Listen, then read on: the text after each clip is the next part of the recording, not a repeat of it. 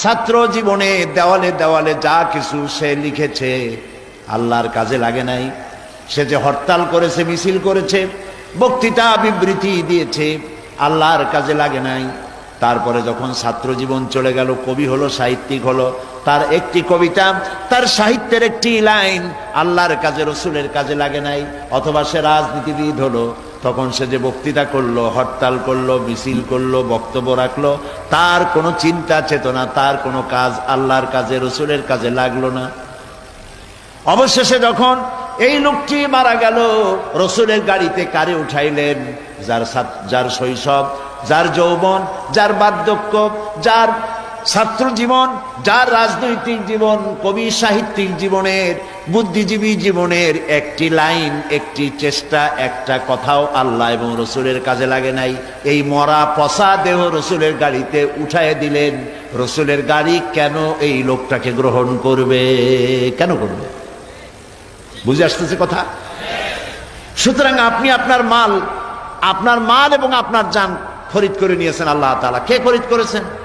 আল্লাহ তাআলা খরিদ করেছেন। কাজে আপনি যে বক্তৃতা করবেন, আপনার বক্তৃতায় যে শক্তি লাগবে, শক্তি জিহাদের শামিল, যদি এই বক্তব্য আল্লাহর কাজে লাগে।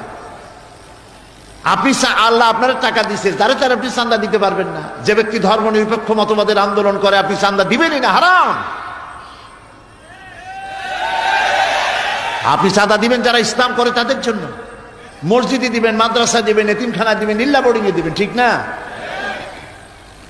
যে ব্যক্তি ধর্ম নিরপেক্ষ মতবাদের আন্দোলন করে, তাকে আপনি চাঁদাও দিতে পারেন না, টাকা পয়সা কিছু দিতে পারেন না, এমনকি তাদের পক্ষে কাজও করতে পারেন না, ভোটও দিতে পারবেন না। কারণ আমরা মুসলমান, আমাদের প্রত্যেকটি পদক্ষেপ নিতে হবে আল্লাহর হুকুম অনুযায়ী, উল্টাপাল্টা করতে পারবো না। গতকাল আমি কাদিয়ানীদের সম্পর্কে কথা বলছিলাম, মনে আছে? মনে আছে আপনাদের? কাদিয়ানীরা যে কাফের, এই ব্যাপারে কি কোনো আলেমের দ্বিমত আছে? যদি সাহস থাকে একজন আলেম দাঁড়াক পৃথিবীর কোন এক প্রান্ত থেকে, যে কাদিয়ানীরা মুসলমান, দাঁড়াক তো দেখি কোন আলেম দাঁড়ায়। ইসলাম বোঝে কারা? আলেমরা না ধর্ম নিরপেক্ষবাদের নেতা নেত্রীরা? কারা বোঝে বলেন? কাদিয়ানীরা যে অমুসলিম, এতে তো কোনো সন্দেহ নাই, এরা কাফের। কাদিয়ানীরা কি? আর কাফের হওয়ার কারণে বিগত 100 বছরের ভেতরে কোন কাদিয়ানী মক্কা শরীফ যাইতে পারে নাই, তারা হজ করতে পারে না। সৌদি গভর্নমেন্ট তাদেরকে হারাম শরীফে প্রবেশ করা হারাম করে দিয়েছে, কিয়ামত পর্যন্ত তারা মক্কা শরীফে যেতে পারবে না। গোলাম মোহাম্মদ কাদিয়ানীকে যতদিন পর্যন্ত তারা নবী বলে মানবে, মক্কা শরীফে প্রবেশ নিষেধ।